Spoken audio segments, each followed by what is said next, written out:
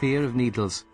Fear of needles, known in medical literature as needle phobia, is the extreme fear of medical procedures involving injections or hypodermic needles.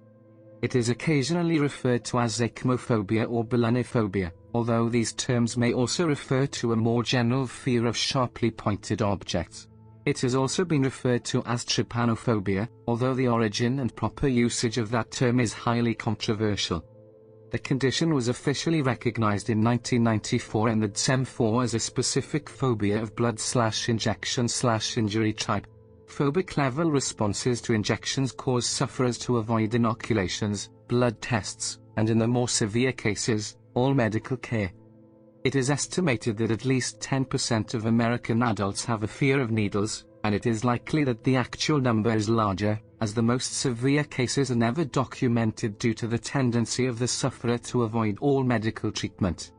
According to Dr. James G. Hamilton, author of the pioneering paper on needle phobia, it is likely that the form of needle phobia that is genetic has some basis in evolution, given that thousands of years ago humans who meticulously avoided stab wounds and other incidences of pierced flesh would have a greater chance of survival.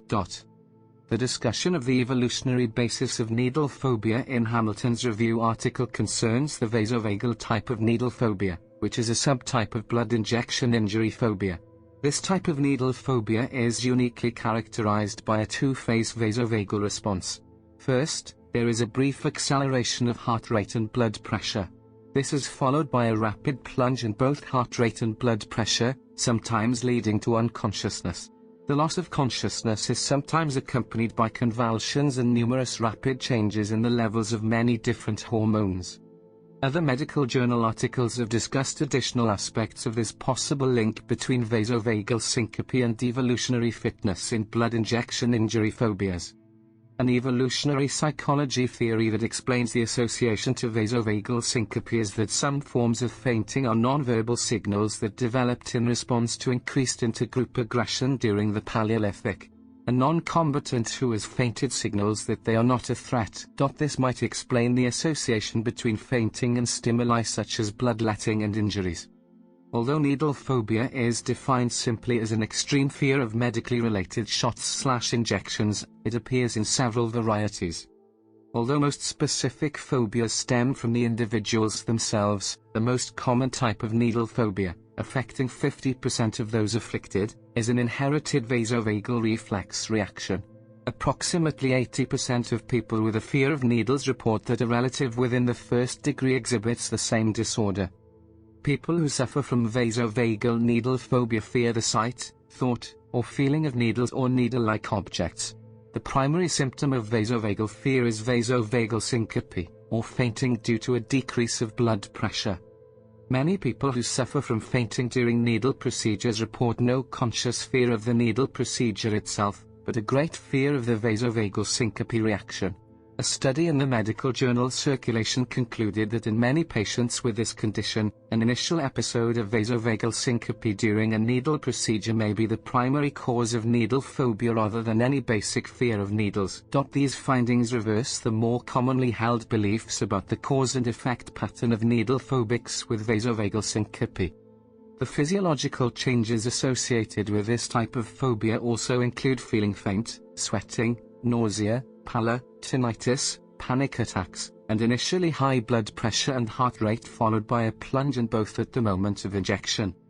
Although most phobias are dangerous to some degree, needle phobia is one of the few that actually kill. In cases of severe phobia, the drop in blood pressure caused by the vasovagal shock reflex may cause death. In Hamilton's 1995 review article on needle phobia, he was able to document 23 deaths as a direct result of vasovagal shock during a needle procedure.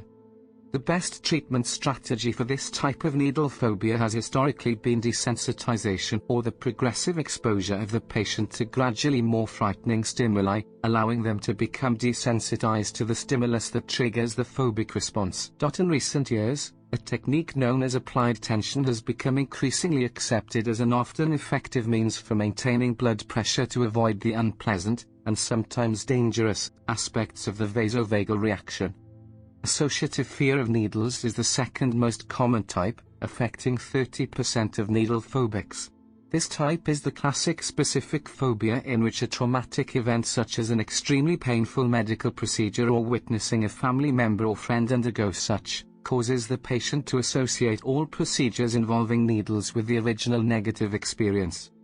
This form of fear of needles causes symptoms that are primarily psychological in nature, such as extreme unexplained anxiety, insomnia, preoccupation with the coming procedure and panic attacks. Effective treatments include cognitive therapy, hypnosis, and/or the administration of anti-anxiety medication. Resistive fear of needles occurs when the underlying fear involves not simply needles or injections but also being controlled or restrained. It typically stems from repressive upbringing or poor handling of prior needle procedures, i.e. with forced physical or emotional restraint. This form of needle phobia affects around 20% of those afflicted. Symptoms include combativeness, high heart rate coupled with extremely high blood pressure, violent resistance, avoidance and flight. The suggested treatment is psychotherapy, teaching the patient self-injection techniques or finding a trusted healthcare provider. Hyperalgesic fear of needles is another form that does not have as much to do with fear of the actual needle. Patients with this form have an inherited hypersensitivity to pain, or hyperalgesia. To them, the pain of an injection is unbearably great and many cannot understand how anyone can tolerate such procedures. This form of fear of needles affects around 10% of needle phobes. The symptoms include extreme explained anxiety, and elevated blood pressure and heart rate at the immediate point of needle penetration or seconds before. The recommended forms of treatment include some form of anesthesia, either topical or general. Whilst witnessing procedures involving needles, it is possible for the phobic present to suffer the symptoms of a needle phobic attack without actually being injected. Prompted by the sight of the injection, the phobic may exhibit the normal symptoms of vasovagal syncope, and fainting or collapse is common. While the cause of this is not known, it may be due to the phobic imagining the procedure being performed on themselves. Recent neuroscience research shows that feeling a pinprick sensation and watching someone else's hand get pricked by a pin activate the same part of the brain. Fear of needles, especially in its more severe forms, is often comorbid with other phobias and psychological ailments. For example, iatrophobia, or an irrational fear of doctors, is often seen in needle-phobic patients. A needle-phobic patient does not need to physically be in a doctor's office to experience panic attacks or anxiety brought on by needle phobia. There are many triggers in the outside world that can bring on an attack through association. Some of these are blood, injuries, the sight of the needle physically or on a screen, paper pins, examination rooms, hospitals, white lab coats, hospital gowns, doctors, dentists, nurses, the antiseptic smell associated with offices and hospitals, the sight of a person who physically resembles the patient's regular health care provider, or even reading about the fear. The medical literature suggests a number of treatments that have been proven effective for specific cases of needle phobia, but provides very little guidance to predict which treatment may be effective for any specific case. The following are some of the treatments that have been shown to be effective in some specific cases.